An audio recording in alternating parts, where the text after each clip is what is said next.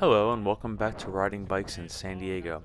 We are on Park Boulevard from Lincoln and we're going to take this about down to B today. And there's a lot to see in here. There's a lot to look at, starting with this little diversion of construction. And hey, I know construction happens. One of the hallmarks of living in San Diego is that there is always construction somewhere. I do appreciate that there are cones and signage to help us. I don't think we're supposed to be pinched between this temporary K-rail and the cones, but we make the space we had. So this is a spot I wanted to show you. They repaved between University and Robinson here, but in the repaving, they pretty much kept it the same.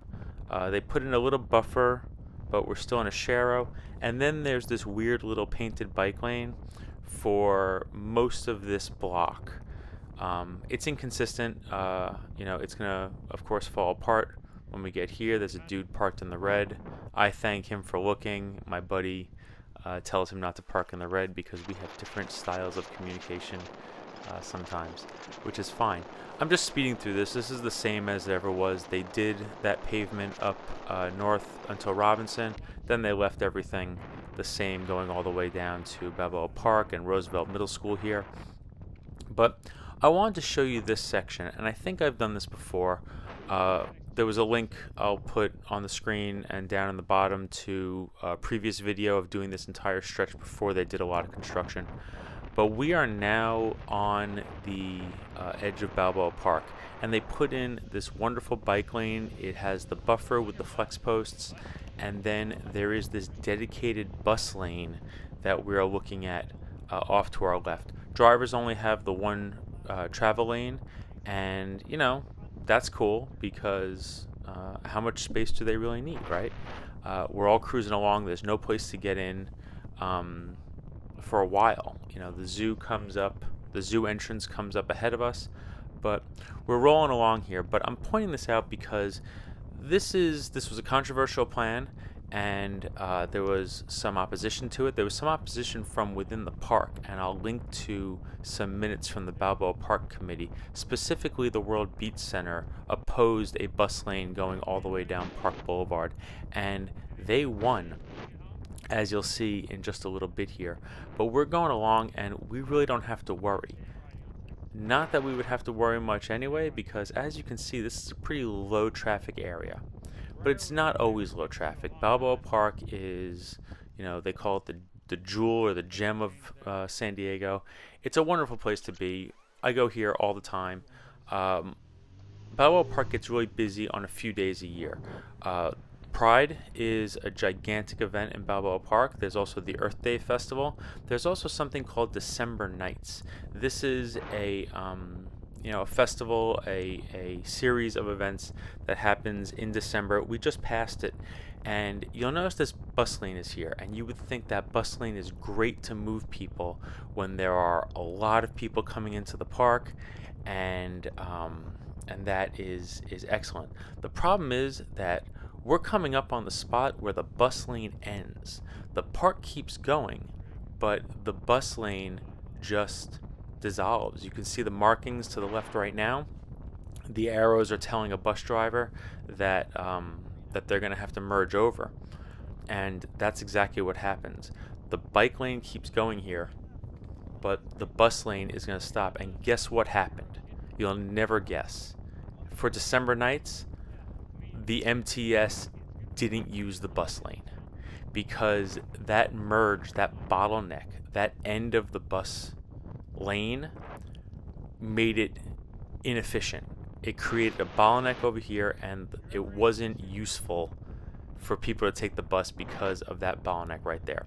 We knew this would happen, but some interest in the park didn't want there to be a loss of parking in front of their places or near their spots, so we still get to keep our bike lane, which is cool. There was that weird paint there for the blue section, but we're still in it. We're not in a door zone, but we do have to be mindful of folks getting out of cars and coming over. There's a really great playground here that I like to go to with my own kid, and it's still fine for somebody on a bike, but I want to look at roads holistically. I want to look at this as a system. I want to look at how multiple people are being served. And this is a problem when the bus can't run on some of the busiest days of the year. It's interesting that some entities like the World Beach Center really made the case that they need parking, but some of these places actually have their own parking lots, but they close up their parking lots. You see? Right there. That is a closed off parking lot. You could fit a whole bunch of cars in there, but they decided that they want to use their parking for other things than storing cars, which means the rest of the people on the road have to accommodate that loss of parking for them. But this is the way things went. Now I want to show you this because they did recently extend this bike lane so it goes over the 5 freeway. So we are rolling along and we get this share thing. We get this, sharing it with folks who are going to make a right onto the freeway there. But we have a buffered bike lane with flex posts going over the 5, which is more than we had before. We also have the bus lane back. So that gap in the bus lane exists, but it has a huge impact on the way the bus actually travels through there. One of the things I like to keep in mind is that a road is only as good as its most dangerous section, and that is a dangerous spot. So we are continuing in a bike lane, and the flex post and the buffer goes away, but we have infrastructure in paint, but we all know paint isn't protection. You could see that they decided to not reinforce the paint over here. As a matter of fact, I was pointing earlier, I thought that the bike lane just went away because I couldn't see the faded paint from where I was. But we are going along, and we're going to turn off in a moment here and get onto B Street. Interesting thing about B Street, there's actually no infrastructure on it for people on bikes, so we're just going to be in the main travel lane.